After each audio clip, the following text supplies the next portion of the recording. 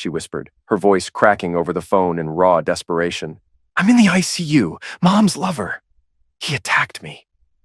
That was all Staff Sergeant Gabriel Gabe Pierce needed to hear to drop everything. He ended the call without another word, thrust the battered satellite phone into his cargo pocket, and threw his gear into the nearest black duffel bag. Up until that moment, he had been half a world away in one of the most dangerous conflict zones imaginable, covertly coordinating a mission to extract a high-value asset for U.S. intelligence. For years, decades really, Gabe's life had revolved around black ops. He was the ghost in the night, the relentless hound sniffing out threats, the silent soldier who kept atrocities from ever spilling into the public eye.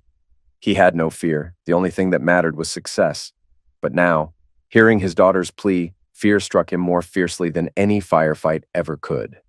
Fear that he had failed his family, that the secrets in the distance had allowed something unthinkable to happen back home. Fear that his sweet daughter Emily lay in a hospital bed fighting for her life, while he had been stationed thousands of miles away. He forced himself to remain calm as he secured his weapons in the hidden compartment of the duffel. Normally, he'd follow strict protocols. Turn in his sidearm, debrief. This time, no. He was done with red tape and official channels. Family came first, always. 3 days later, Gabe was on a commercial flight into Raleigh-Durham International Airport, the fastest route he could manage under the circumstances. He used a fake name on his ticket, Jonathan Crane, a habit from years of clandestine travel. His mind churned with unanswered questions. Why was Emily in the ICU? What exactly had her mother's lover done? Where was Rachel, Gabe's wife, in all of this?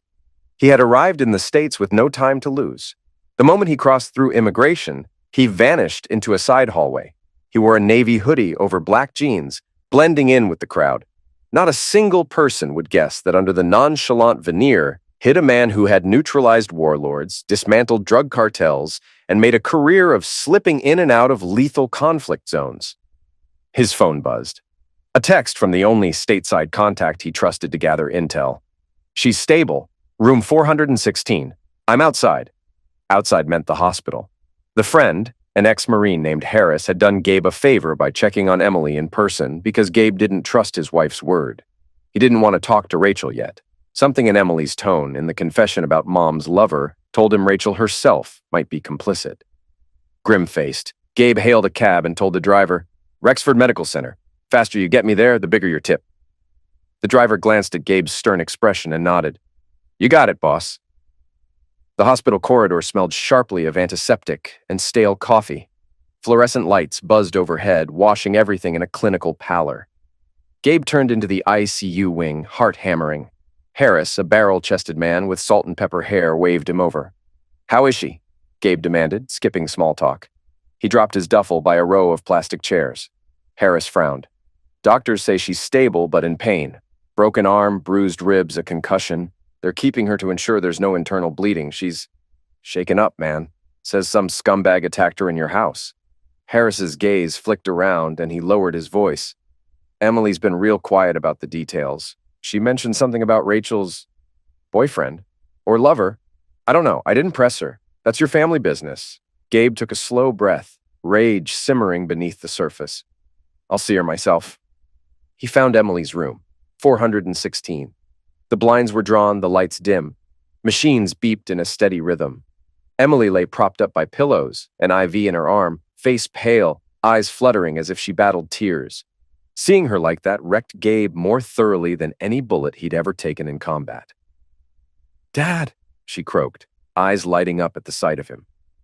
Gabe knelt beside her bed, gently taking her uninjured hand in both of his. "I'm here," he said, his voice trembling. "I came as soon as I could. I promise, Em, I won't let anything else happen to you." Her eyes welled with tears. You can't imagine how awful it was." Then she broke down, stifling sobs in the crook of her arm. It took a couple of minutes for her to gather herself. Gabe just held her hand, letting her tears flow. At last, she whispered, "Dad, Mom, she..." He touched his fingertip to her lips, shaking his head gently. "Take your time. I need the truth, but don't push yourself." She nodded, swallowing. It's complicated. I came home from my campus library shift early. The house was dark, so I thought no one was home. I heard voices downstairs, men's voices. Her face twisted at the memory. I assumed we were being robbed or something. Mom didn't text me that she was having visitors. She paused, chest heaving with a shaky breath. Gabe's expression grew darker, but he let her continue. So I snuck upstairs quietly. I wanted to find Mom, warn her, or call the police. I thought, maybe I'll just check if she's in her room, locked away safely. But when I got there, Emily winced, tears reappearing in the corners of her eyes. Dad, I saw Mom. In bed with her boss, Mr. Westcroft. The name alone made Gabe's teeth clench. Westcroft, an obscenely wealthy real estate magnate who employed Rachel as an executive assistant. Gabe had never liked the man. He was flashy, arrogant, always pressing too close to Rachel at those corporate parties. Emily continued, I must have let out a gasp or something, because he called for his security guards, two big men who'd been sitting downstairs waiting. Mom, oh God, Dad, Mom started screaming at me, telling me to leave, calling me a little witch who was interfering in her life. And the security guys cornered me at the top of the stairs. They told me to go quietly, but I kept trying to reason with Mom. I was shouting, "What are you doing? You're still married. This is insane." Emily broke off, shaking her head in disbelief. She just kept yelling back, "Get out, you little witch! Mind your own business!" Gabe's entire body tensed, every muscle rigid with an anger he had to keep in check. The idea that Rachel, his wife, had turned on their daughter so viciously set his blood on fire. Emily swallowed, voice raw. And then one guard shoved me. I lost my balance. I fell backward down the stairs. I remember the hit at the bottom. The pain. Then everything went dark. Next thing I know, I woke up here in the ICU. Gabe's nostrils flared. He pressed a tender kiss to Emily's forehead. I'm so sorry, baby girl, he murmured, quietly seething. I'm sorry I wasn't there to protect you. This will never happen again. She sniffled, blinking back more tears. It's not your fault, Mom. She's changed. I don't understand her anymore. Then Mr. Westcroft came by the hospital once, right after the ambulance brought me in. He tried to bribe me not to tell you. He offered me a brand new BMW M3 if I kept my mouth shut. Emily choked out a bitter laugh that morphed into a sob. Like I'd sell my silence about being attacked for a fancy car. When I refused, he threatened me. Said if I tried to involve you, Dad, if I told you everything, he'd make sure both you and I regretted it. She clenched her hand into a fist around the bedsheet. I was scared, but I called you anyway. Good, Gabe said, fury glittering in his dark eyes. You did the right thing. I don't give a damn who this man thinks he is. You don't threaten my daughter. Emily managed a trembling smile. I knew you'd come. Even if Mom didn't want you around anymore, I knew you wouldn't leave me in danger. Gabe swallowed, forcing down the wave of hurt and betrayal. I'll handle it, Em. Rest now. I'm here. She squeezed his hand. Be careful, Dad. You know how powerful Westcroft is. And Mom's not the same. She's so arrogant these days. I don't want you to get caught up in something you can't fix. He shook his head gently. I've seen worse in my life. Trust me, I'll fix this. Gabe stayed with her until she drifted off under the gentle hum of medication. Then he stepped out into the hallway, found Harris waiting with arms folded over his broad chest. You get the whole story?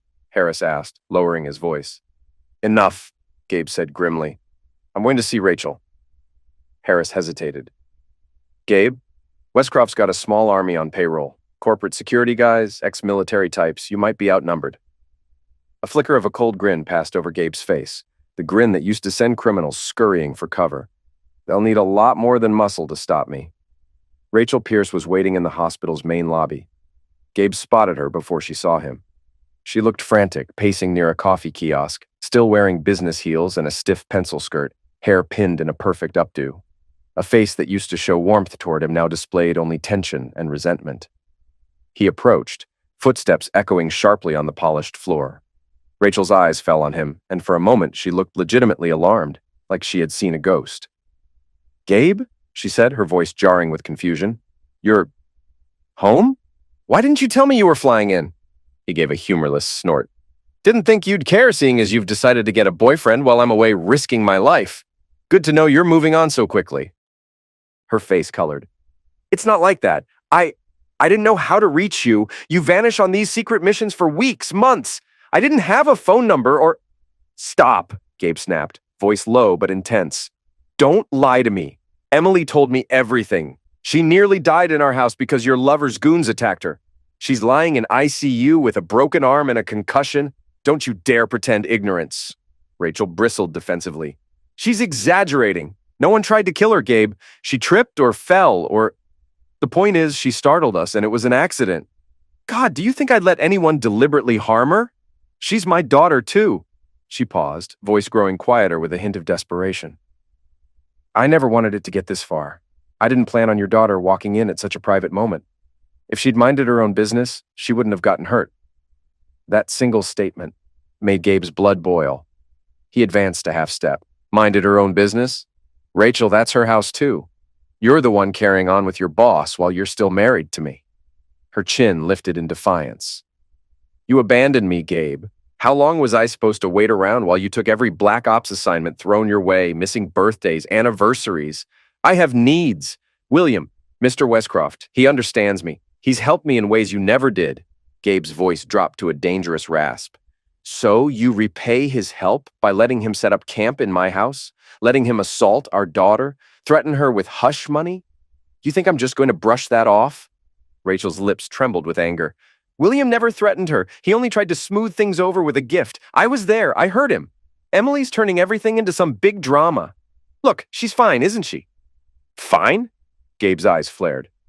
She's traumatized. She had to call me, terrified, after you sided with your boss. What the hell, Rachel? His fists clenched at his sides. He wanted to remain calm, but her dismissiveness was pushing him to the edge. Rachel's voice shook. You don't understand the position I'm in. William is a powerful man. He can change my life for the better if I stay with him, and he can destroy me if I leave. Do you think you can just waltz back in from your secret war zones and fix everything with a wave of your hand? Gabe exhaled, stepping back to keep from shouting. Listen carefully. I don't care about your new fling or his power. I care about my daughter's safety, and if you had any sense left in you, you would too. She scoffed. Don't you dare question my love for Emily. I was the one who raised her day in and day out while you were halfway around the world. You can't just appear now, a hero in shining armor, and condemn me. You've been absent for years, Gabe. That accusation struck a nerve. Gabe clenched his jaw, forcibly recalling the nights he had missed birthdays and recitals. He had chosen a path that kept him away, but it was never to abandon his family. It was to serve, to protect, and to provide a secure future. He shook his head. I'm done arguing. From this point on, keep Westcroft away from Emily. If I see him near her again, I'll put him down myself. Rachel's mouth opened and closed, struggling for words. Finally, she forced a bitter laugh. You can try. He's got bodyguards, lawyers. He's unstoppable. And you? She smirked, eyes cold. You're just a soldier, on borrowed time. You can kill from the shadows in some godforsaken desert, sure, but not here in civilized society. A flash of raw anger crossed Gabe's face. Then chillingly, it vanished into a calm mask. Watch me, he said quietly. He turned on his heel and strode away, leaving Rachel standing there with parted lips, arrogance faltering.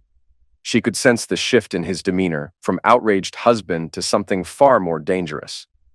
Gabe left the hospital and drove to his old safe house on the outskirts of town, a modest property he had purchased under a friend's name years ago. It was nothing fancy, just a single-story building with a reinforced basement. The perfect hideout. He needed space to think, to plan, to reacquaint himself with the life he had left behind for too long. He spent the night pacing, replaying Emily's words. When he stepped into the room, I saw Mom in bed with her boss. He called his security. They pushed me. Mom yelled I was a little witch. Then I fell, ended up in ICU. He offered me a BMW to keep silent. Every detail churned up more anger. This was a betrayal on too many levels. Rachel's betrayal of their vows, betrayal of maternal instincts by letting her only daughter be threatened, betrayal of basic decency. Gabe's mind pulsed with the training hammered into him during Black Ops missions, how to identify a target's vulnerabilities, how to methodically dismantle them. How far do I go with this? He muttered in the dimly lit living room.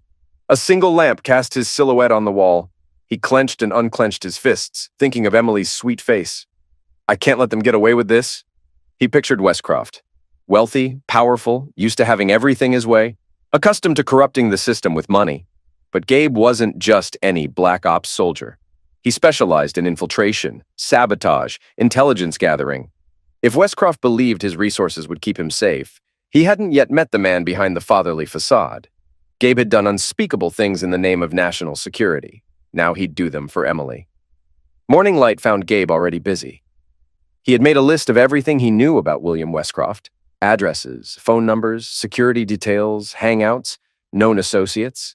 He typed furiously on an encrypted laptop, siphoning intelligence from a few unofficial government databases he still had backdoor access to. Background: William Frederick Westcroft, age 50, net worth approaching $1 billion. Real estate mogul, owns multiple high-profile properties downtown, invests in hotels, condos, commercial buildings. Known for philanthropic gestures in public. Rumored ties to shady deals, offshore accounts, hush money payoffs. Security: ex-special forces as personal guards, traveling in pairs or trios, heavily armed. Primary vulnerabilities, hypothesized: hidden gambling habit or some scandal that can be leveraged. Potential money laundering. His relationship with Rachel might not be the only affair. Gabe can use jealousy or scandal as a wedge. If he physically harmed Emily or left her in harm's way, that's potential criminal liability. In missions overseas, Gabe's tasks often involve toppling warlords by turning their allies against them or funneling evidence to the right channels to create a chain reaction. He now considered a similar approach. A direct confrontation with Westcroft's guards might be suicidal. Instead, he could choke off the man's empire from the inside, let the law descend upon him, while also extracting a more personal retribution. A ring from his phone interrupted his thoughts. It was Emily, calling from the hospital. "Emily, hey, you all right?" Gabe answered immediately, tension in his voice. She sniffed. I'm okay. They might release me tomorrow, but Dad, Mom was here. She was crying, begging me to say that everything was an accident. She even got on her knees, Dad. She said, "Emily, don't ruin my life. If you tell your father about how I was with William, I'll lose everything." She was practically sobbing, saying, "You know how your dad gets. He's dangerous. It was just a mistake." Emily paused, breath unsteady. She apologized over and over, but then she also made excuses. It was so confusing. Gabe inhaled slowly, anger spiking. She's only begging now because she's afraid. She's not sorry about what happened. She's sorry she got caught. Yeah, that's how it felt. Then William himself showed up again, right after Mom left. That arrogant jerk walked in. Didn't even knock. He told me I was serious about my offer. A brand new BMW M3. You can pick the color. Just don't speak a word of this to your father or the police. He smirked at me, Dad. He actually smirked. Emily's voice quivered with disgust. I told him I'd see him in hell first. He just stared me down, said I was making a big mistake, then walked out. Gabe's jaw clenched. Next time he shows up, you call me immediately. I'll handle it. Dad, what are you going to do? For a moment, Gabe didn't speak. What could he tell her? That he was assembling a plan more akin to a takedown operation than a family squabble? That he had the skill set to do far worse than just scare Westcroft? Finally, he said softly, I'm going to protect you, Em. No matter what it takes, I promise. Okay, but be careful, she repeated, voice trembling. Please, Dad. I will, he lied. In truth, caution wasn't at the top of his priority list. Late that evening, Gabe parked his black SUV a few blocks away from Westcroft's lavish mansion. Through binoculars, he surveyed the sprawling estate. Tall fences, manicured lawns, security cameras on every corner. He counted 4 roaming guards, each armed. 2 guard dogs patrolling near the gates. Sensors, most likely, near the windows and doors. This guy thinks he's a fortress, Gabe muttered. He has no idea what a real fortress is. In the distance, city lights shimmered. Gabe ran a hand over the stubble on his chin. He remembered times in foreign cities, scoping out compounds for infiltration, identifying guard shifts, alarm systems, routines. Yet this time, it was personal. He couldn't just blow a hole in the side of the property and storm in with a team. He needed precision. And a part of him wanted to watch Westcroft lose everything, suffer humiliation, then maybe a final confrontation. He recorded the guards' patterns with a camera phone, methodically noting each pass. The next step would be hacking into Westcroft's office or personal accounts, or tailing him to one of his private clubs. Eventually, he'd pick a weakness. Then, he'd break it open. He stayed there for hours, unblinking, letting the wrath simmer just beneath the surface. The following morning, Gabe received a frantic text from Emily. Dad, I'm being discharged today. I'm scared to go home. Gabe fired back. You won't go back. I'll pick you up. He arrived at the hospital by mid-afternoon. Emily stood outside the entrance, wearing casual sweatpants and a hoodie, her broken arm in a cast. The bruises along her jawline made Gabe's chest tighten with fatherly protectiveness. She attempted a shaky smile as he approached. Without warning, Rachel stepped out from behind a pillar. "Emily, wait!" she called. She looked disheveled, makeup smeared from tears. She must have noticed Gabe's tall, broad figure in the corner of her eye, because she stiffened and tried to compose herself. Emily turned away from her mother. "I already said, I'm leaving with Dad. I'm not going back to that house." Rachel's eyes flicked to Gabe, then back to Emily. "You can't just run away from me. I'm your mother. That's your home. We can talk things through." William promised he'll stay away for a while. "Until what?" Emily retorted bitterly. "Until you can meet him at some hotel? No, I'm done. You didn't believe me. You sided with him. You called me a little witch." Her voice wavered. "How could you do that to your own daughter?" Rachel's lips trembled. I was upset. It all happened so quickly. I love you, sweetie. Please believe that. I would never intentionally hurt you. I was just confused." Gabe stepped between them, addressing Rachel with quiet fury. "Go. Now." She stared at him with a mixture of fear and anger. "Don't turn her against me." "You already did that yourself," he growled. He placed a protective arm around Emily's shoulders and guided her toward his SUV. Rachel fell to her knees on the concrete sidewalk, tears streaming down her face, making a spectacle in front of passing nurses and visitors. "Emily, please, I'm begging you, don't do this. We can fix this. The three of us." Emily paused, biting her lip, tears brimming. But the memory of that push, her mother's cruel words, and Westcroft's threats kept her resolute. She shook her head and got into the car. Gabe gave Rachel one last look, an expression of utter contempt, overshadowing the heartbreak. Then he slid into the driver's seat and roared away. In the SUV, silence reigned for several minutes. Emily wiped at her tears, trying to steady her breathing. Gabe kept his gaze locked on the road, tension radiating off him. At last, Emily broke the silence. "Dad, I don't want to see her again. Is that wrong of me?" Gabe sighed. "No, it's not wrong to protect yourself from someone who hurt you, physically or emotionally." He paused. "Your mom, she chose her path. She aligned with that bastard. I won't force you to be around her." Emily nodded, relief mixing with sorrow on her face. Then softly, she asked, "Where are we going?" "Somewhere safe," Gabe replied. "I have a place. I'll explain everything once we're there." He took her to the safe house. Emily's eyes widened at the Spartan interior, the reinforced door, the computer station, the locked cabinets. "Dad, are you sure this is okay for me to stay in? It looks like—" "I don't know. A bunker?" Gabe shrugged. "It's safe. No one knows about it, not even your mother. And if Westcroft tries anything, I'll be ready." He gently helped her settle in, propping her injured arm on a cushion. "Rest. I'll get us dinner. Then, we plan." "Plan what?" Emily asked, voice quiet. He met her gaze, his own expression darkening. "Our next moves. I promised you I'd handle this. I will." That evening, the father and daughter sat around a small wooden table. A single overhead light illuminated them and the takeout containers from a nearby Chinese restaurant.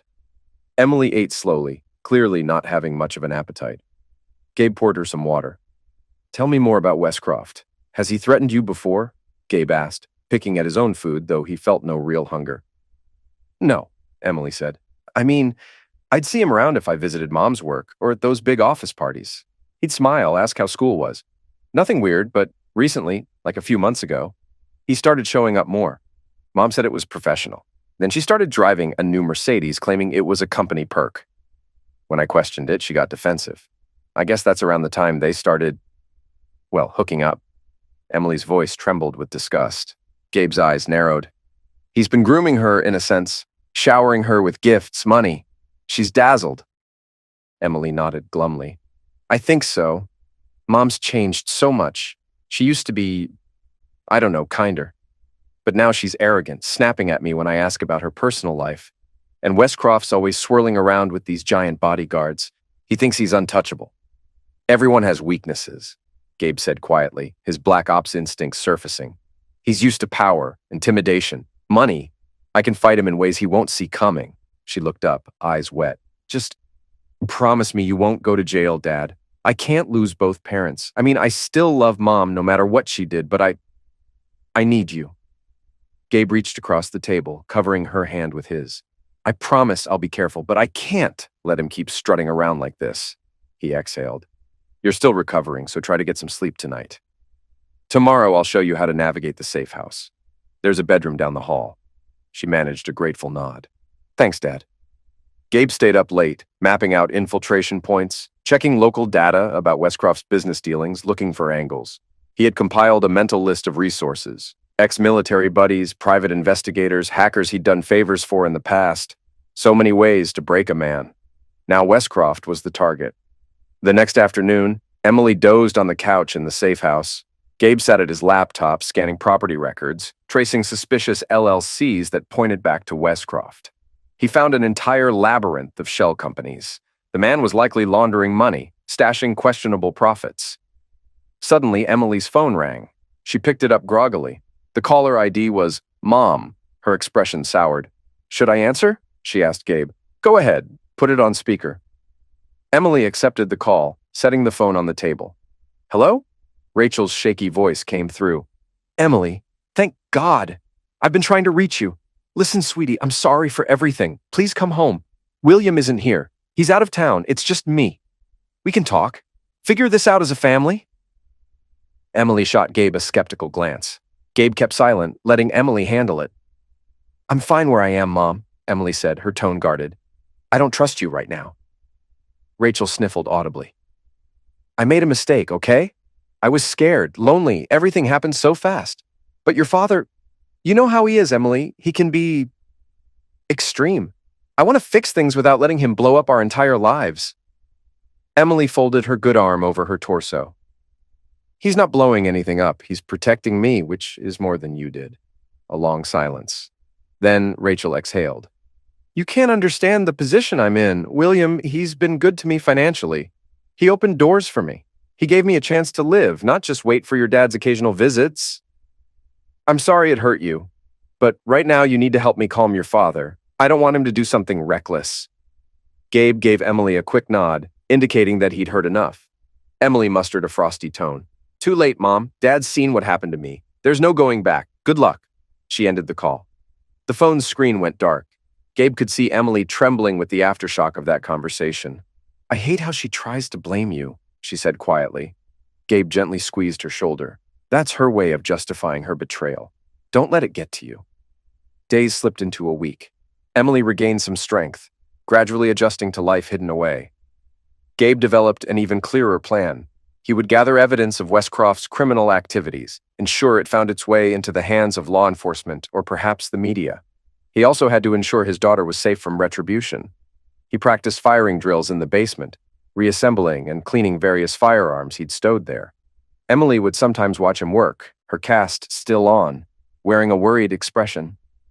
One night, as Gabe locked up the armory, Emily approached softly. Dad, I know you're intense. I've seen glimpses of it all my life, like when you came home from missions, that look in your eyes. But this feels different. You're scaring me a little. He looked down at her, face shadowed by the single overhead light. I'm sorry, he said, voice gentler. I've done things overseas I can't talk about, and I never wanted that side of me to touch you. But Westcroft forced my hand. I have to become what I'm trained to be. Her eyes glistened. Just promise you won't become worse than them. He swallowed. I promise I'll do what's necessary, and no more than that.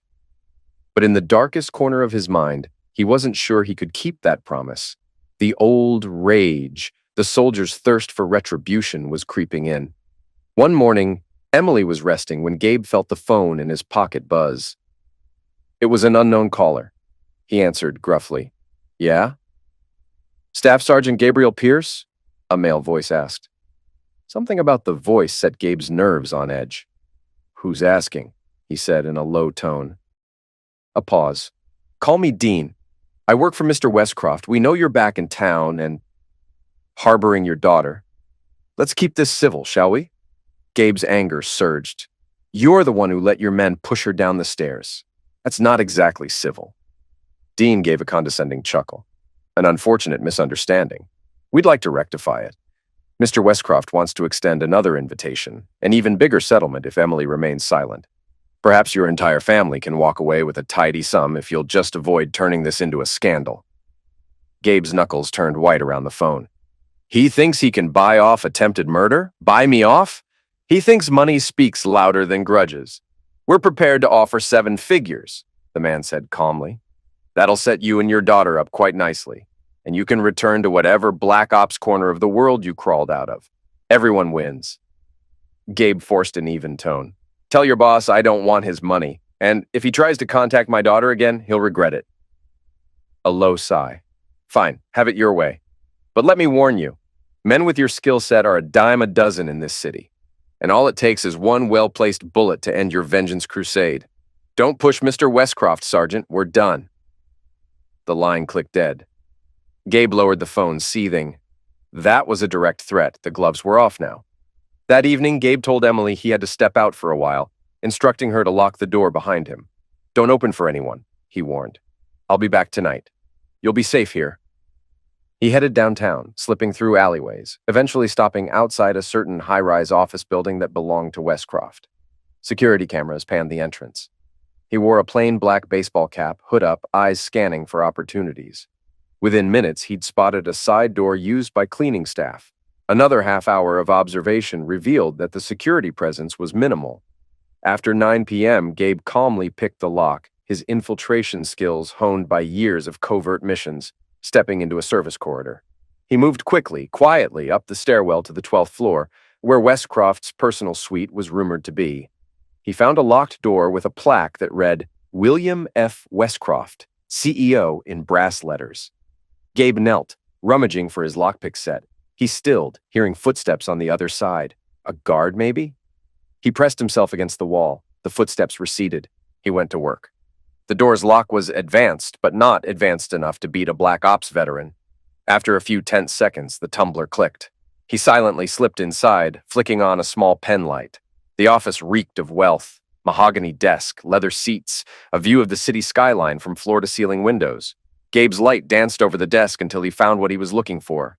A top-of-the-line computer tower, locked in a special cabinet. Let's see what skeletons are in your digital closet, Gabe muttered, hooking up a USB infiltration device, developed by intelligence techs for missions exactly like this. It would run exploit scripts to bypass security, copying files to an encrypted drive Gabe carried in his pocket. As the device churned, Gabe scanned the office for physical documents. He found a locked drawer, forced it open with a thin crowbar. Inside were folders, real estate contracts, NDAs, receipts for suspicious transactions. Perfect. He snapped pictures of everything with a discreet, high-resolution pen camera. Then he carefully put it back, leaving no sign of forced entry except for the drawer's small scrape. He checked the infiltration device. Done. He ejected it, pocketed it, and swiftly wiped the system logs. Then he exited the office as silently as he came, locked it behind him, and disappeared into the stairwell, heart pounding with adrenaline. He was used to that old familiar thrill, the surge of tension that accompanied clandestine infiltration. Once he was safely out on the street, blending with late-night pedestrians, he let a grim smile cross his features. You want a war, Westcroft? You've got one.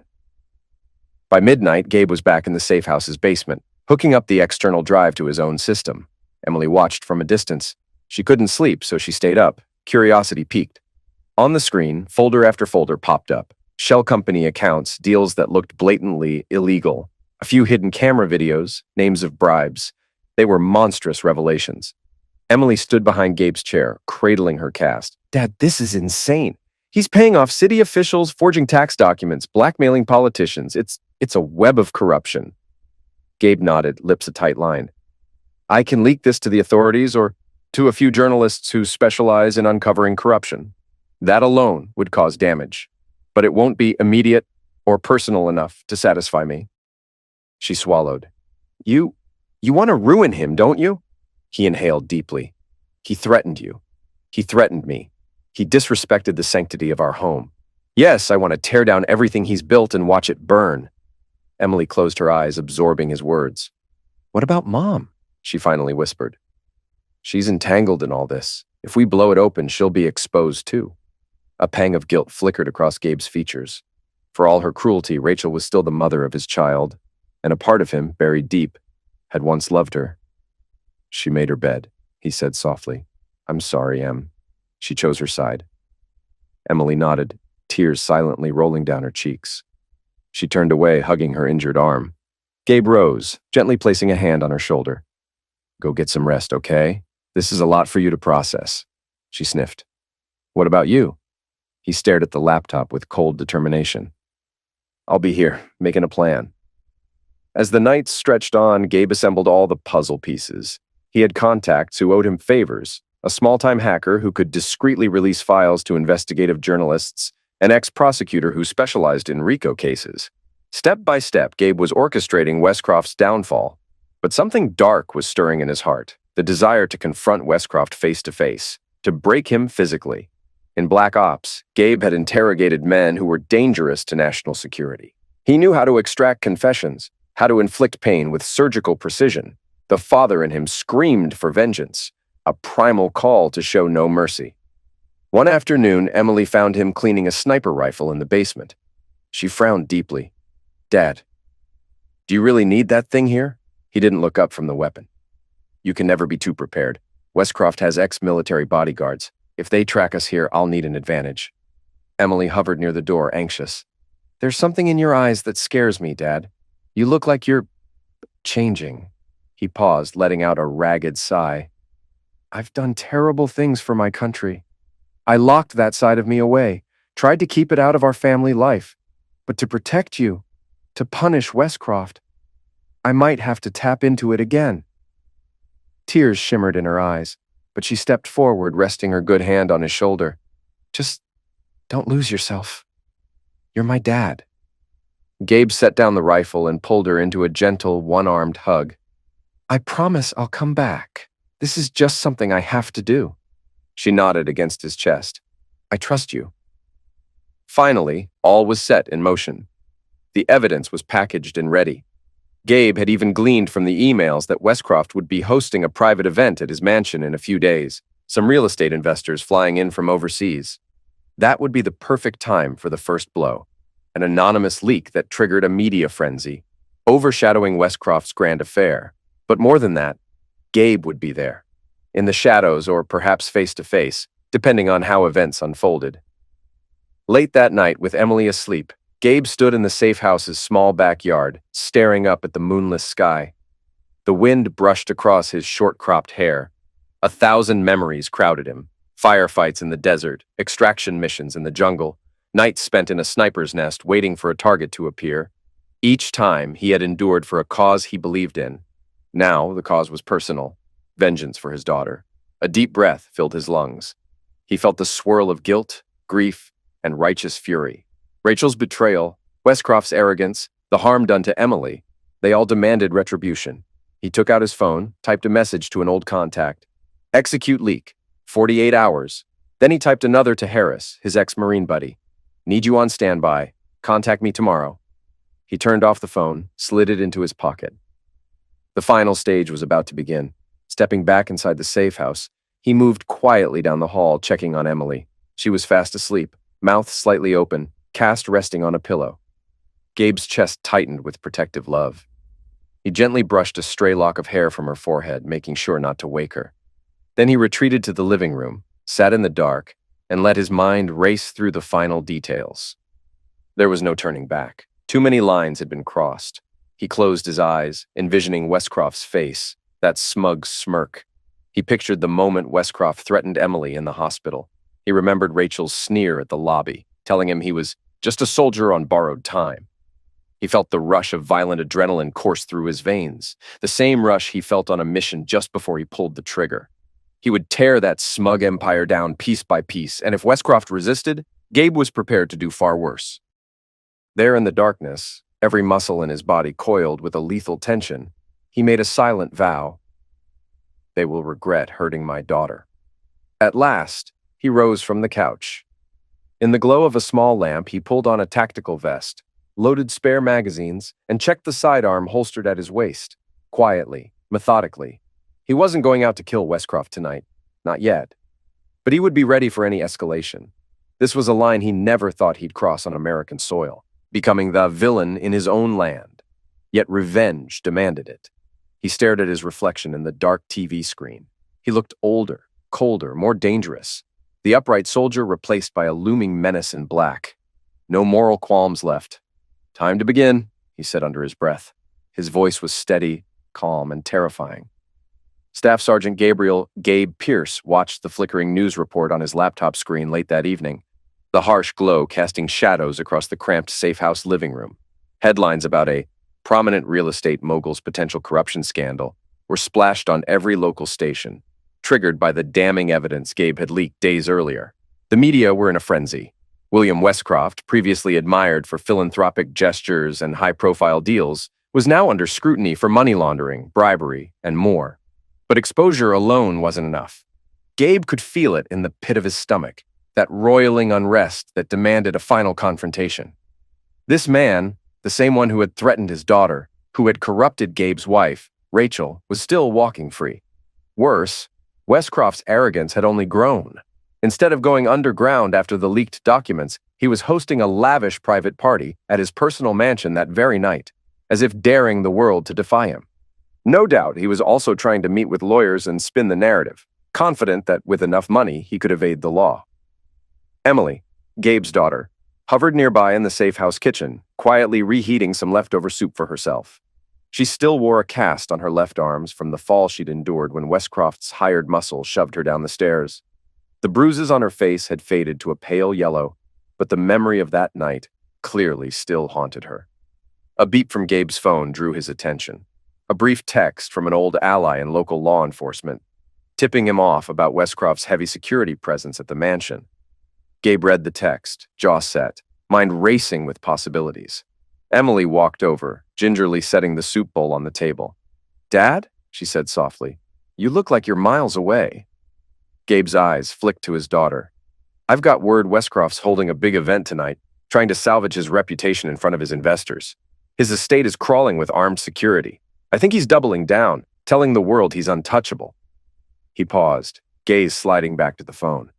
"I can't let him keep lording his power over us, over you." She swallowed, face pale. "So, you're going to confront him?" "Tonight," Gabe said, voice low and resolute. "I have to find whatever final pieces of incriminating evidence he's kept hidden in his personal study.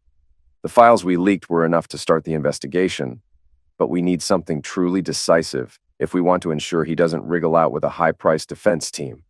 My contact suggests there may be more. Private ledgers, blackmail materials. Locked away in his home office." Emily's spoon clattered softly into the bowl as she sat down. "Dad, promise me you won't go too far." "I'm afraid you might." She stopped, eyes welling with tears. "I'm afraid you might do something you'll regret." Gabe gently reached out, resting a hand over her cast. "I promise I'll do only what I have to. But remember, he tried to bribe you, threatened you, practically left you for dead. This isn't just business. He drew first blood against our family." She sniffled and squeezed his hand. "Just be careful. I don't want you shot or arrested or worse." He mustered a small smile. "I have a lot of experience with infiltration. I'll handle it. Stay here. Keep the doors locked." They talked a bit longer, going over emergency protocols. If Gabe didn't return by dawn, Emily was to contact his old Marine buddy, Harris, then get out of town, disappear until it was safe. The thought of anything happening to her fueled Gabe's determination. He would see this through, no matter the cost. Shadow over the mansion. By midnight, Gabe had driven his battered black SUV to a discreet vantage point on a hill overlooking Westcroft's palatial property. Rolling farmland and high hedges bordered the estate on all sides. The mansion, with its pristine white columns and expansive courtyard, glowed under floodlights. Luxury cars lined the circular driveway, glittering in the moonlight like jewels in some twisted crown. Through binoculars, Gabe counted at least a dozen security personnel posted around the front entrance, plus roving guards near the side gates. On the high stone perimeter walls, cameras panned every few seconds, capturing the approach from multiple angles. No doubt more men were stationed inside, especially near Westcroft's private office upstairs. Typically, a covert infiltration would require days of precise planning. But time was short. He needed those final documents now, before Westcroft found a way to hide them or flee the country. "I've done bigger infiltration jobs with less intel," Gabe muttered to himself, recalling Black Ops missions in remote war zones. This, however, was personal territory and personal stakes. He pulled on a black turtleneck, dark cargo pants, and a slim Kevlar vest beneath. Next came a sidearm holster with a suppressed pistol. He double-checked the extra magazines, each methodically loaded. Then, from a hidden compartment in the SUV's trunk, he retrieved a small bag of tools, a cutting-edge lockpick set, a glass cutter, a slim rope with grappling hook attachments, a compact night vision monocular. Standard kit for infiltration, although using it against an American civilian estate felt surreal. Or it would have, if that estate's owner hadn't tried to kill Gabe's daughter. He quietly exited the SUV, locked it, then slipped into the dense row of trees at the property's western edge. The night air was crisp, carrying the distant hum of music from the mansion's main hall, likely the party in full swing. Over the faint strains of classical instruments, Gabe could hear the occasional static-laced chatter of walkie-talkies from patrolling guards. He stayed low, moving from shadow to shadow. The property's external floodlights crisscrossed patches of lawn, making it impossible to simply sprint across. Instead, Gabe circled north, stepping carefully to avoid motion sensor beams near the fence. He found a blind spot. The camera on the corner pivoted just enough to leave a small gap in coverage every 15 seconds. When the camera turned away, Gabe tossed the slim grappling hook over the wall. It caught on something sturdy with a metallic clink. He counted 3 seconds, then yanked twice to ensure stability. Then he scaled up with practiced grace, hooking his boots into the cracks. At the top, he peeked over. 2 patrolling guards, each armed with sidearms, strolled about 50 yards away across the lush grass. He swung himself over, landing softly on the inside lawn. Adrenaline surged. Showtime, he thought. In the shadows. Detective work begins. Gabe pressed his body against the tall hedges, scanning for more guards. The pair he'd spotted moved on, disappearing around the corner of the mansion. Another had posted by the veranda steps. Gabe waited, breathing slow and steady. Moments like these reminded him of long nights in foreign deserts, concealed in some ruin, awaiting the perfect time to advance. He slipped from behind the hedges, crossing open ground in a low crouch. The veranda loomed ahead, ornate pillars, expensive patio furniture, and a set of towering French doors. Through the doors, Gabe glimpsed the swirling silhouette of elegantly dressed guests. This was clearly the main party area. To the left, a smaller wing jutted out, Westcroft's private domain. The office would likely be in that wing, away from prying eyes. Moving carefully, Gabe skirted the veranda entirely, hugging the building's side. The windows he passed glowed with warm light, but the heavy curtains inside were drawn, preventing any direct line of sight. He paused at a side entrance, a sturdy oak door with a digital lock panel. No good. Fiddling with a digital lock in the open air left him exposed. Instead, Gabe continued to the corner, where he recalled from stolen blueprints that a narrow terrace on the second floor led into Westcroft's study. If he could reach that terrace, he might slip in undetected. A drainage pipe offered a convenient route upward. Gabe tested its stability, then climbed swiftly. At the second-story ledge, he hauled himself over a decorative balustrade, landing softly on the small stone terrace. The curtains on the glass doors here were partially open, revealing a darkened interior, likely the unoccupied study. He gripped a glass cutter tool, carefully slicing a neat circle in one of the panes. The faint crackle of glass sounded impossibly loud in the hush of night. He held his breath, ears straining for footsteps. None came.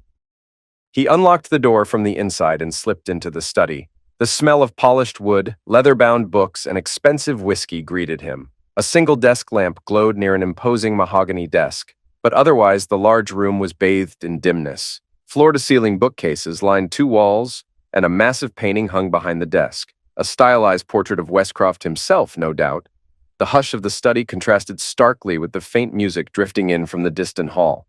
Gabe shut the door behind him. Now he was in enemy territory. Any noise or movement risked discovery by the mansion's staff or security. Methodically, he began searching. The desk drawers were locked, but his picks made short work of them. Inside, he found ledgers, bound in black leather. He flipped through, scanning for incriminating details. At a glance, it was exactly the sort of evidence that would bury Westcroft in court. Payments to unknown shell companies, references to bribes. Good. He'd copy or photograph them. Next, Gabe tried a tall cabinet behind the desk, also locked. Inside, he discovered files marked with cryptic abbreviations, plus a small steel box, presumably containing something valuable. He set it aside momentarily, carefully rummaging for anything referencing hush money payoffs or the assault on Emily. The overhead painting snagged his attention. It was hinged, concealing a wall safe behind it. Typical wealthy arrogance, Gabe thought grimly. He approached the safe, noting the fingerprint scanner and numeric keypad. Breaking that open quietly would be tough. He removed a specialized hacking device from his bag, the same used on Westcroft's office computer downtown. But before he could start, distant voices echoed in the corridor, getting louder. Gabe froze. He was sure he'd chosen a time when the study would be empty. A sharp female laugh, then a male voice. "He's never going to talk. The investigation won't find anything on me." The tone was unmistakably William Westcroft's, dripping with conceit. Damn, Gabe thought, quickly moving behind a tall bookcase that stuck out near the wall. From there, he had a partial view of the study doors. With any luck, Westcroft would merely pass by. But the footsteps grew closer. The study doors swung open. Light spilled in from the hallway as Westcroft strolled inside, accompanied by a tall, elegant woman in a sparkling silver dress. He was half turned toward her, swirling a glass of scotch in one hand, exuding the casual confidence of a man who owned everything around him. Gabe's heart thundered, but he remained perfectly still in the shadows. Westcroft set his glass on the desk. "Rebecca, my dear, give me a moment. There's something I need to retrieve from my private files." He motioned at the woman to wait by the door. She pouted dramatically but complied, leaning against the doorframe, shoulders bare under the silver dress. Gabe's mind raced. He needed to remain hidden, or at least wait until the woman left. The presence of an innocent bystander complicated a violent confrontation. He had no idea if she was truly innocent, but she didn't look like a bodyguard. Westcroft tapped at the safe behind the painting. The beep of the fingerprint scanner sounded. The painting swung open, revealing a sleek metallic door. He pressed his thumb and typed a code. The safe clicked. Westcroft pulled out a manila folder and a flash drive. He turned to the woman with a smug grin. "Just some backup documentation. The press is swarming, but all they have are rumors. With these, I can keep certain officials in line. Let them know I have their skeletons. Once this fiasco blows over, I'll come out clean. My money and connections run deeper than any reporter's curiosity." Rebecca gave a tinkling laugh. "I believe you. Everyone says you're unstoppable." She eyed him with a sort of predatory admiration. Gabe clenched his jaw, every fiber of his being wanting to leap out, wrest the folder from Westcroft's hands. Instead, he forced himself to remain still. He'd never get a better chance to see what was in that folder. Wait until the woman leaves, he told himself, controlling his breathing. Unfortunately, that moment never came. Westcroft turned abruptly, scanning the room. His eyes fell on the cabinet, still ajar. His carefree smile died. "What the—" Rebecca blinked. "What is it?" Westcroft strode to the cabinet, noticing the lock had been picked. Then he whipped around, eyes narrowing. "Someone's been in here." Gabe realized the ruse was up. He couldn't remain hidden without Westcroft summoning security. He rolled his shoulders, inhaling quietly, then stepped out from behind the bookcase, gun drawn but aimed low. "It's me," Gabe said in a cold, measured tone. "Should have guessed you'd come here tonight, you arrogant bastard." Rebecca gasped, stumbling backward. Westcroft's eyes flared with shock before twisting into fury. "Pierce, you have some nerve." Gabe took a step forward, pistol raised. "Hands where I can see them. Both of you." He briefly cut a glance toward the trembling woman in the silver dress. "You out! Get out of here. This isn't your fight." She looked frantically between Gabe and Westcroft. "William!" Westcroft barked. "Stay where you are, Rebecca." Then to Gabe. "You really think you can just walk in here and hold me at gunpoint? My men are all over the estate." "That's your problem," Gabe said. "You think your men can save you from everything. Think again. I came for the evidence you keep stashed. That ledger, that flash drive, whatever else you've got, you're done." Westcroft sneered, tossing the folder onto the desk. "You think you'll stop me from countersuing or covering up your own crimes? You attacked my property. You and your daughter are meddling in matters beyond your comprehension. If you so much as blink wrong, you'll be behind bars for armed trespassing." Gabe's jaw tensed. "Cut the bravado. We both know you tried to kill my daughter. You bribed her, threatened her, and she ended up in the hospital because of your scum security. I want a confession. Or better yet, I can just dig through your files, turn them over to the FBI. Either way, you'll burn." Rebecca trembled, edging toward the door. "William, I don't want any part of this," she whispered, voice shaking. "He's got a gun. He's dangerous." Westcroft's lips curled in contempt, but he waved a dismissive hand. Fine, go, wait outside. She didn't need further prompting, slipping out the door in a flash of silver, leaving the two men alone in the tense hush of the study. Confrontation and the call for reinforcements. A beat of silence, then Westcroft pressed a button on his desk phone, leaning forward as if he no longer feared the gun. Security to the study. Intruder alert. His eyes never left Gabe's. You think I can't stall you until they arrive? Gabe advanced swiftly, smashing the phone with the butt of his pistol. The device cracked, sparks flying. Westcroft recoiled, but too slowly. Gabe's left hand shot out, grabbing Westcroft by the collar and slamming him against the desk. The folder and flash drive scattered across the surface. You're going to regret everything you did to Emily, Gabe hissed. Now stand still. But Westcroft had more fight than Gabe expected. He twisted free, a surprising burst of agility, and shoved Gabe's arm aside, knocking the pistol from his grip. The weapon clattered across the floor. Then Westcroft lashed out, hooking a punch at Gabe's ribs. Gabe took the blow with a grunt, pivoting to deliver a swift knee to Westcroft's abdomen. Westcroft staggered, gasping. The tension spiked. From the hallway, heavy footsteps and shouts announced the arrival of security. Gabe needed to secure the evidence and make an exit, or deal with the onslaught. He lunged for the desk, snatching the manila folder. Westcroft lunged as well, grabbing Gabe around the waist. The two men slammed into the side of an armchair, toppling it. The folder's contents spilled across the floor. In the heat of grappling, Westcroft roared, "You'll never see your daughter again if you kill me! My men will hunt you to the ends of the earth!" Rage flared in Gabe. He hammered an elbow down on Westcroft's shoulder. "If your men try, they'll end up like you. Broken. Now shut up!" 4 security guards burst in, weapons raised. "Freeze!" Gabe had no time to retrieve his pistol from the floor. Westcroft seized the moment to scramble backward, panting, hair disheveled. "Handcuff him," he snapped. "He's ex-military, extremely dangerous. Don't let him out." The lead guard advanced with a pair of metal cuffs. Gabe raised his hands, feigning surrender. The guard seized one of Gabe's wrists, attempting to yank it behind his back, but Gabe exploded into motion. He pivoted, twisted the guard's arm, and sent him crashing into a second guard, toppling them both like dominoes. The third guard tried to punch Gabe in the kidney. Gabe sidestepped, hooking the man's leg out from under him. The fourth guard aimed his pistol. Gabe lunged low, sweeping the man's ankles, causing the shot to go wide. A bullet shattered a glass cabinet, sending shards across the carpet. Westcroft cursed under his breath, stepping away. He grabbed a phone from the hallway, presumably to call more men. "I need backup in the study. Immediately."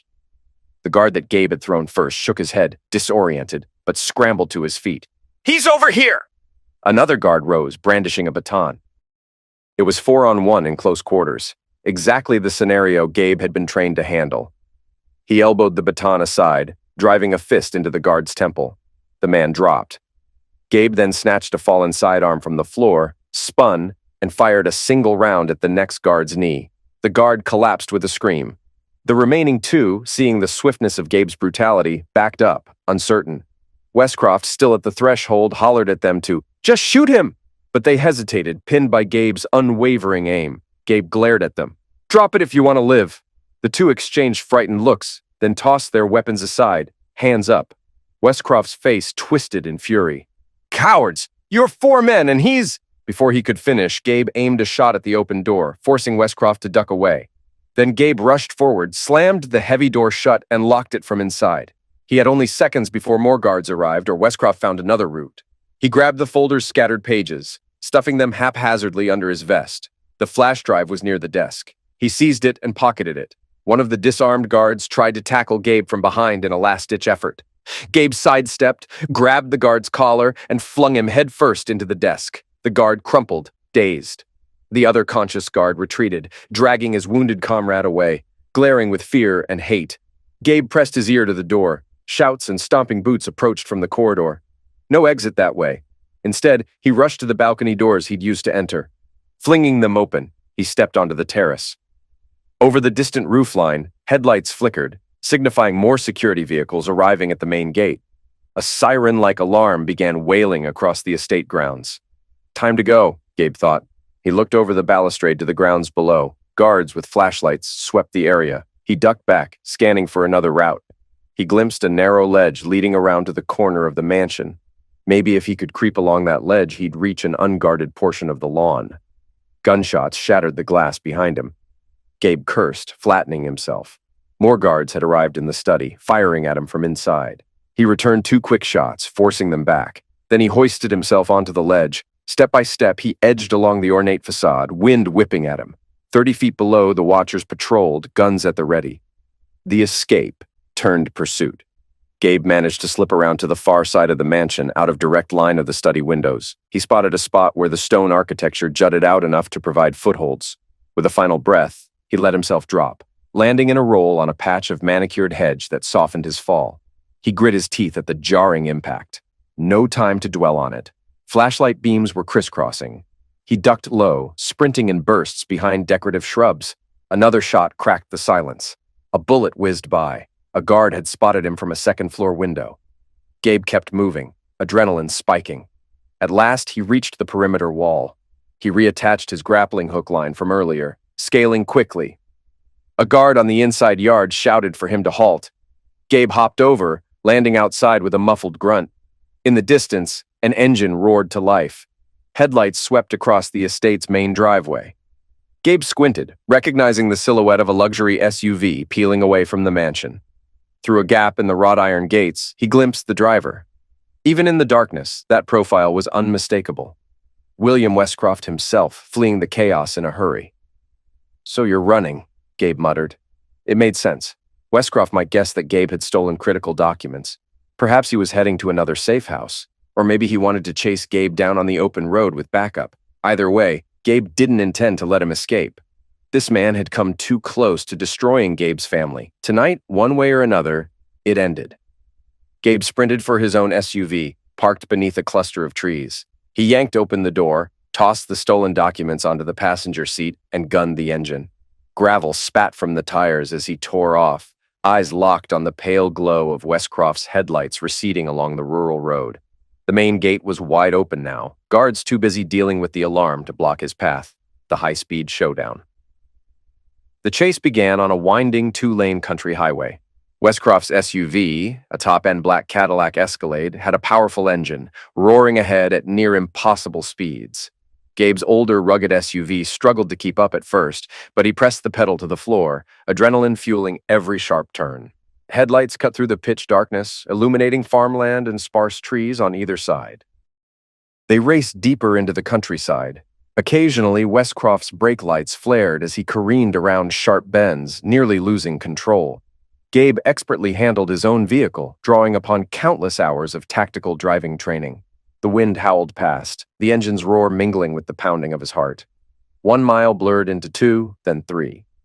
The moon provided scant light, but Gabe stayed locked on Westcroft's tail. Ahead, the road snaked up into the hills, where steep drop-offs overlooked ravines and rocky cliffs.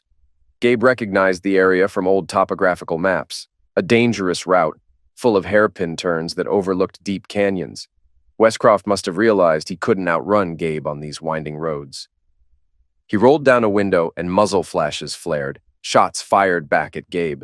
Bullets pinged off the hood, one smashing the windshield in a spiderweb of cracks.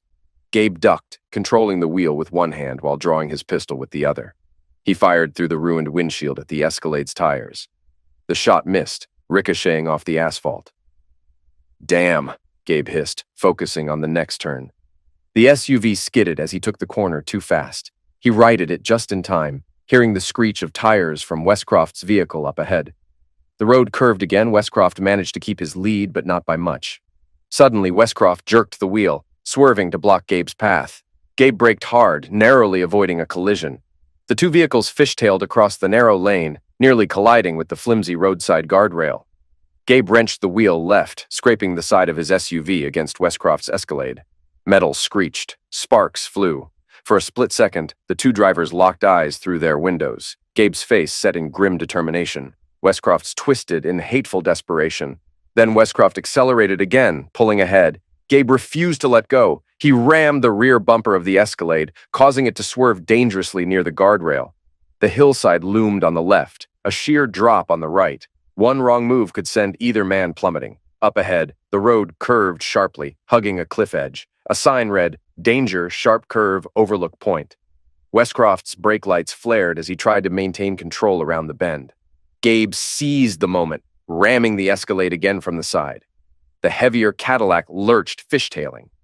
Westcroft overcorrected, and the SUV slammed into a wooden barrier at the road's edge, breaking through. Still half on the road, half teetering, Westcroft's SUV threatened to slide over the cliff.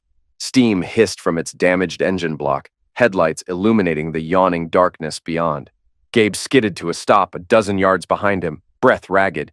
He jumped out, pistol at the ready. "Westcroft!" he shouted. Inside the Escalade, Westcroft was still behind the wheel, dazed, face streaked with blood from a cut on his forehead. Broken glass shimmered around him. He blinked, turning the key as if trying to reverse away from the precipice, but the tires spun uselessly in the rubble. The engine whined, coughed smoke. Gabe approached cautiously, gun trained. At the cliff's edge, the night wind whipped at his hair, and the dull roar of distant water echoed from below. The moon illuminated the battered SUV perched precariously, half its front end over the cliff. One wrong shift, and the whole vehicle could tumble. Westcroft glared through the cracked windshield, coughing. "You maniac! You'll kill us both!" Gabe kept his pistol aimed. "Get out, now, on your knees!" For a moment, it seemed Westcroft would comply. Then he snarled, leaning across the passenger seat. He emerged with a short-barreled shotgun, pumping it once. The sound echoed in the night. Gabe dove behind the cover of his own hood as buckshot tore through the air, peppering the area where Gabe had stood a second before. Clutching the wheel with one hand, the shotgun in the other, Westcroft tried to edge the Escalade backward. The tires squealed, rocking precariously. Gabe popped up from cover, firing twice at the Escalade's grill. Sparks flew. Another shotgun blast forced Gabe to duck. The SUV lurched, the front end tipping a bit further over the cliff. Westcroft spat curses, refusing to abandon the vehicle, possibly thinking he could still drive away. Gabe realized this was madness. Westcroft might prefer to drag them both to their deaths, rather than surrender. Summoning all his nerve, Gabe sprinted forward. The shotgun roared again, a blast grazing Gabe's arm. Pain flared, but he didn't stop. He reached the driver's side door, yanked it open, and grabbed the shotgun barrel, forcing it upward. Westcroft tried to push him away. They struggled in the half-wrecked SUV, the precarious tilt making every movement dangerous. One slip and the Escalade would tip completely. "Let go!" Westcroft bellowed, face contorted. "I'll kill you, Pierce!" Gabe wrenched the shotgun free, delivering a brutal punch to Westcroft's face. Blood sprayed from Westcroft's lip. The blow stunned him, and he slumped momentarily against the seat. Gabe tore the shotgun from his grip, tossing it out. Then, with a savage kick, Gabe planted his boot on Westcroft's chest, forcing him back. Westcroft coughed, wiping blood from his mouth. You psycho! You threatened my daughter. You tried to kill me just now." Gabe's voice trembled with a lethal edge. "Do you have any final words?" Westcroft's eyes darted, stricken with real fear. You'll go to prison, you know that? The moment anyone finds out you murdered me, your daughter's life is ruined. She'll have no father." Gabe's jaw tightened. "Better no father than a father who lets you walk free to hurt her again. If I walk away now, the system might let you off. You're cunning with lawyers, bribes. I can't take that risk." Westcroft opened his mouth to retort, but Gabe had already braced his shoulder against the Escalade's doorframe. With a fierce push, he rocked the SUV. The front end slid another foot over the cliff. Westcroft's eyes went wild. No, wait! Too late. Metal groaned as the weight of the engine dragged the vehicle forward. Gabe jumped back, letting the slope do the rest. The Escalade tipped, front plunging downward, wheels spinning in midair. A horrible screech echoed as the entire SUV slid off the edge. Westcroft's screams cut through the night, followed by a thunderous crash as the vehicle hit the rocky outcroppings below. An orange fireball erupted moments later, casting a lurid glow against the cliff face. Gabe stood at the edge, breathing hard, the heat of the explosion warming his face even from that distance. For several seconds, he just stared, adrenaline coursing through him, mind numb. Then the flames subsided into smaller bursts. The hush of the countryside returned, broken only by the crackle of burning metal. He winced, pressing a hand to the graze wound on his upper arm from the shotgun blast. Blood oozed between his fingers. The pain reminded him he was still alive, and that, in the eyes of the law, he had just committed homicide, even if it was done in self-defense or in the heat of vengeance. He couldn't remain in the country. Investigations would follow, and no matter how incriminating the evidence on Westcroft, Gabe had no illusions about his own innocence in that final, fateful push. This is the cost, he thought grimly, stepping away from the cliff's edge, scanning the horizon for any sign of approaching lights. No immediate sirens or vehicles. But it wouldn't be long. He wiped sweat and blood from his brow, turning towards his battered SUV. The final call. It took Gabe several minutes to calm his ragged breathing enough to drive. He rummaged in the back for a spare shirt, pressing it against his injured arm to staunch the bleeding. The stolen documents he'd risked his life for still lay on the passenger seat. They were a testament to Westcroft's guilt, but also to Gabe's final mission. As the engine turned over, he grabbed his phone, fighting back the wave of pain that threatened to dull his senses. He dialed Emily's number. On the third ring, she picked up, voice trembling with worry. "Dad? Oh God, Dad, are you okay? I've been so scared." Gabe swallowed hard, eyes closing briefly. "I'm alive, Em. I got him." A moment of silence. Then her voice quivered with emotion, half relief, half something else. "What do you mean you got him? Where are you?" He exhaled slowly, forcing the words. "Westcroft's gone. He won't hurt us anymore, but there were complications. I had to deal with him permanently." He paused, hearing her sharp intake of breath. "Listen to me carefully. I have to leave the country, immediately. If I stay, they'll charge me with homicide, maybe more. You know how this will go. Even if we argue self-defense, his associates, or the cops, someone could twist it." Her voice caught. "Dad, you're just leaving? Where will you go?" He gritted his teeth against the throbbing pain in his arm. "I have contacts overseas. I can vanish for a while until I figure out how to handle the legal mess. I'll be in touch. Secret phone numbers, maybe an encrypted email. I can't risk them tracking me through normal channels." Emily let out a shaky sob. "So you're going to disappear again, just like all those times you were on missions?" "This time is different," Gabe said, heart heavy. "I'm doing it to protect you. The evidence we have will confirm Westcroft's crimes, and people will label me a vigilante, but they can't hurt you if I'm not around to target. Use that evidence if you need to. Harris can help you handle the media. He'll know what to do." Her breath quavered on the line. "I don't want to lose you again." "You won't," Gabe managed, tears pricking his eyes. "I promise I'll contact you once I'm settled, once it's safe. You might have to lie. Say you don't know where I went or that you haven't spoken to me. The documents will speak for themselves about how evil Westcroft was. Focus on your recovery, your future. Live, Em." He heard her stifle another sob. Okay, I love you, Dad." A lump formed in Gabe's throat. "I love you too. I'm sorry it had to come to this. Remember everything I taught you about staying safe." "Come back for me," she whispered. "Someday?" "Someday," Gabe said. "When it's safe. Until then, be strong." He ended the call, letting the phone slip onto the passenger seat. For a few agonizing seconds, he just sat there, clutching the steering wheel, fighting the wave of grief. Then he inhaled, turned on the headlights, and drove away from the crash site, leaving behind the distant glow of the flaming wreck at the bottom of the cliff. Epilogue. Gabe's SUV rumbled along a lonely back road, heading nowhere and everywhere, fleeing from the scene of final vengeance. In the rearview mirror, he could see only darkness, no cars pursuing, no signs of immediate chase. Yet he knew, in time, the authorities or Westcroft's remaining hired guns would come sniffing. They'd find the wreck, the remains, piece together that a chase had occurred. Maybe they'd suspect he was behind it, maybe not. But soon enough, questions would arise. He had contacts across the border, old allies from covert missions, people who owed him favors. He would vanish into that underworld, making sure Emily was never implicated. If the day came when the law granted him clemency or the investigations concluded that Westcroft's death was the result of his own wrongdoing, perhaps Gabe could return to American soil. But he couldn't count on that. For now, he accepted the price of his daughter's safety and the justice he'd dispensed. The SUV's engine droned softly as he replayed the events of the night, the infiltration, the fight in the study, the frantic chase, the horrifying moment at the cliff. He pictured Westcroft's face in those final seconds, panic twisting into terror. The memory made Gabe's stomach churn.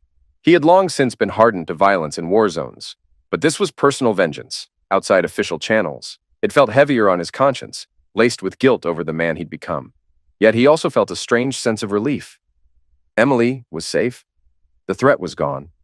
The documents, along with the earlier leak, ensured Westcroft's empire would collapse under legal scrutiny. Rachel, for her part, might or might not face consequences. Gabe's marriage was already beyond saving. He felt only a hollow ache where once there might have been sorrow. She had chosen her betrayal. Now she'd face the fallout. As Gabe turned off onto a secluded dirt road, he glimpsed the first faint glow of dawn in the east. Perfect. He would reach a private airstrip soon, where an old pilot friend could smuggle him out on a small plane. Another call, another favor. He'd pay any price for passage. He told himself it was only temporary. Maybe one day he and Emily would reunite in a calmer time, a safer place where no one threatened their family. The sun's first rays crested the horizon, illuminating the dusty windshield. Gabe pressed down on the accelerator, ignoring the throbbing in his wounded arm. In his side mirror, the last vestiges of the night receded, symbolic of Westcroft's final hour. He drove on, face set in resolute lines, carrying the weight of his actions. The Black Ops soldier had become something more, a man who took the law into his own hands. And for better or worse, he could never go back to the life he'd had before. Still, one faint hope remained in his heart, that Emily, free from the shadows of betrayal and threats, would build a life she deserved. That thought alone carried him forward as he disappeared into the dawning day, leaving behind a smoldering wreck at the bottom of a cliff and the echoes of revenge that had reshaped both their destinies forever.